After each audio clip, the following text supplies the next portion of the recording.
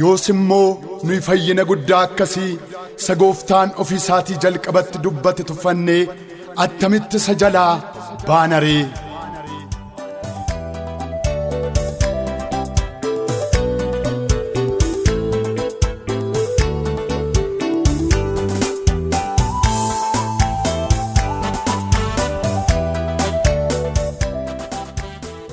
Andu'a namaattin gammadu kanaaf yaada garaa keessanii geeddaradhaatii jiraadhaa jedha Waaqayyo Gooftaan.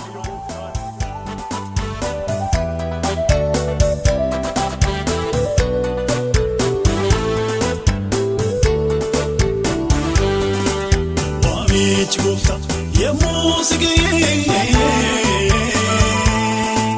booddeen deebi'u jettee afaan keetii baay'ee.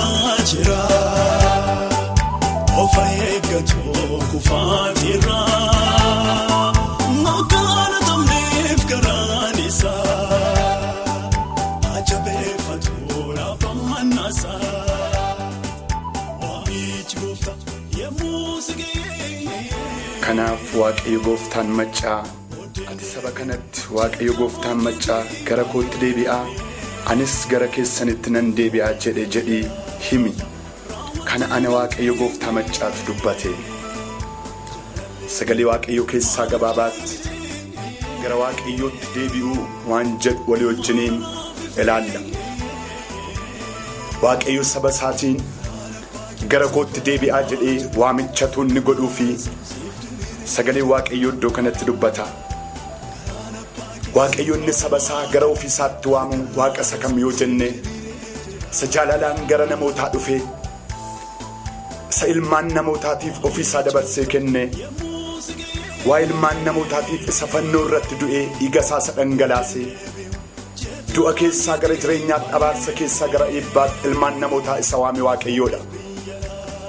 Obboleessa koo atis obboleettii koo waamichi waaqayyoonni dinqisiisaan kun kan si ga'e jireenya waaqarraatti hirmaattu kan taate kan boqotte kan aara galfatte har'a immoo gooftaa kee kanarraa jaalallee kee kanarraa waan adda addaatiin gowwoomfamte gara booddeetti kan deebite hawwi biyya lafaa ta'uu danda'a fedha foon keetii ta'uu danda'a gowwoomsaa seexanaa ta'uu danda'a kanaan gara booddee keetti kan deebite tarii wanti baay'een har'a sii guutee ta'uu danda'a argattee ta'uu danda'a sana dudduuba kan jiru garuu jireenya kee lubbuu kee balleessuudhaaf akeeka diinaa akka jiru akka yaadaan qabduun barbaada. Kanaaf waaqayyo har'a gara ofiisaatti ilmaan namootaatiif waamicha godha. Kakuu keessa ganama gaafa waaqayyo gara ofiisaatti si waame fuula isaa duratti jilbeenfattee kakuu isa galte sana har'a akka yaaddu akka yaadattu waaqayyo hin barbaada. Gara waaqayyootti deebi'uudhaan lubbuu keetiif foon keetti hafuura keetti boqonnaa guddaa akka argattus dubbiin waaqayyoo hin dubbata. Tarii gooftaarraa erga deebitee nagaa kee durii kan dhabde jaalala kee durii kan dhabde ayyaana kee durii kan dhabde simboo kee durii kan dhabde waaqayyo har'as harka isaa bal'isee gara ofiisaatti si waama. Kan kufeen ka'u kan dogoggores hin deebi'u jedhee waaqayyo sagalee isaa irratti dubbata. Waaqayyo akka namni kufuu danda'u beeka akka namni dogoggoruu danda'us beeka. Gaddi waaqayyoonni guddaan garuu namni erga kufee ka'uu dadhabuu isaati erga dogoggores dogoggora isaa keessaa deebi'uu dadhabuu isaati. Obboleessa koo waan baay'ee dhabde waan baay'ee gaddee obboleettii koo atis waan baay'ee dhabde gaddaa kan jirtu waaqayyo harka isaa bal'isee gara abbummaa isaatiin gara ofiisaatti si waama. Gara waaqayyootti deebi'uudhaan immoo waaqayyo irraa adda ba'uu keetiin kan dhabde ayyaana kee kan dhabde dibata kee kan dhabde ulfina kee kan dhabde nagaa kee kan dhabde jireenya kee kadhataa durii waaqayyo akka inni sii deebisu amantii guddaadhaan yeroo kana sitti dubbadha. Garaan waaqayyo har'a siif raafamaa harki isaa immoo siif bal'atee waaqayyo gara ofiisaatti si waamaa jira. Obboleessa koo waaqayyo si jaallata obboleettii koo waaqayyo har'a si jaallata sagalee waamichaa waaqayyo kana yeroo dhaggeeffataa jirtu lafa jirtutti obboleessa koo atis obboleettii koo atis fuula waaqayyo duratti gadi jechuudhaan qalbii kee diddiirrachuudhaan kakuu keessa ganamaa waaqayyo wajjin akka haaressitu waamicha guddaa siifan godha. Yesuus Kiristoos si jaallata kakuu kee siif haaressaa ayyaana kee sii deebisaa simboo kee sii deebisaa. Haleluuyaa.